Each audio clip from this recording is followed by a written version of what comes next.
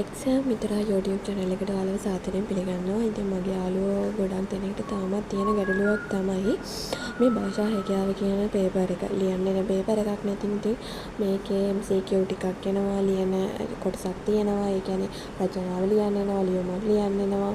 එතකොට ඡේදයක් දීලා ඒකට ප්‍රශ්න හයි එකට උත්තර තෝරන්න හරියයි ලියන්න හරියයි. එතකොට වාක්‍ය සාරාංශකරණයක් එනවා. ඉතින් ඔය වගේ දේවල් භාෂා හැකියාව කියන පේපර් එකේ එන හින්දා මගේ යාළුවෝ තාම චුට්ටක් බය වෙලා ඉන්නවා මේ භාෂා හැකියාව පේපර් එක ගැන. ඉතින් ළමයි මේකේ බය වෙන්න දෙයක් නැහැ. මේ භාෂා හැකියාව කියන පේපර් එකේ අපි පොඩි කාලේ ඉඳලා ඉගෙනගත්ත සිංහල කොටස් තමයි තියෙන්නේ. ඉතින් අපි සිංහල කියලා කියන්නේ නැතුව මේකට භාෂා හැකියාව කියලා දානවා. මොකද අපි පොඩි කාලේ ඉඳන් ඉගෙන ගන්න එක වසරේ ඉඳන් ඉගෙන ගන්න සිංහල කොටස් තමයි මේකේ එක වසරේ ඉඳලා A level වගේ විභාග වෙනකන් ඉගෙන ගන්න සිංහල කොටස් ටික තමයි මේ භාෂා හැකියාව කියලා කියන්නේ. ඉතින් ළමයි මම චූටි වීඩියෝ එකක් ගෙනත් තියෙනවා. ඔයාලට ඒක පැහැදිලි කිරීමක් විදියට ඒක පොඩ්ඩක් බලන්න. බලලා අයිඩියා එකක් ගන්න. පේපර්ස් දානවා. පේපර්ස් කරන්න. එතකොට ඕගොල්ලන්ට අනිවාර්යෙන් බය නැතුව මේ පේපර් එක ලියා ගන්න පුළුවන්. හරි ඉතින් දැන් බලමුකෝ අපි මොනවද මේ භාෂා හැකියාව කොටසට අයිති වෙන්නේ කියලා. අපි මුලින්ම බලමු මේ භාෂා හැකියාව කියන කොටසට මොනවද අන්තර්ගත වෙන්නේ කියලා.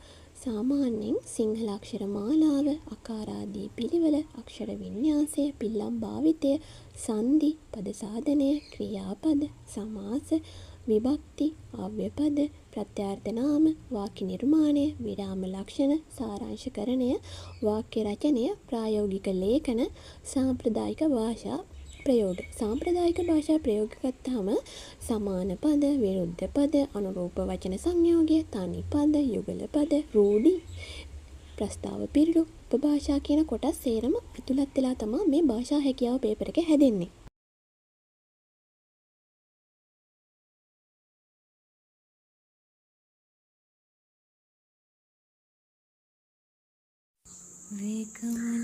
ඔයා තව කෙනෙක් අතින් හදලා තියෙන ඒ කියන්නේ හෑන්ඩ්මේඩ් දෙයක් සල්ලි දීලා ගන්නකොට ඔයා ඒ ගන්න දෙයට වඩා දෙයක් එතන තියෙනවා කියලා ඔයා දැනගෙන හිටියද? තව කෙනෙක්ගේ පැය ගානක මහන්සියට තමයි ඔයාගේ වටිනාකමක් දෙන්නේ. තව කෙනෙක්ගේ දවස් ගානක් කැප කරපු නින්දට තමයි ඔයාගේ වටිනාකමක් දෙන්නේ. තව කෙනෙක්ගේ අසාර්ථකත්වයන් 100කට විතර පස්සේ තිබුණ සාර්ථකත්වයකට තමයි ඔයාගේ වටිනාකමක් දෙන්නේ. තව කෙනෙක් ජීවිතේ ගොඩනගා ගන්න කරන උත්සාහයට තමයි ඔයාගේ වටිනාකමක් දෙන්නේ. ඉතින් මට හිතෙන විදිහට ඔයා ඒ සල්ලි දීලා ගන්නේ ඒ භාණ්ඩයම නෙමෙයි. ඒක හදපු කෙනාගේ හදවතයි එයාගේ ආත්මයයි. जा करना है तो प्यार कर जिद पूरी पे एक बार कर कमल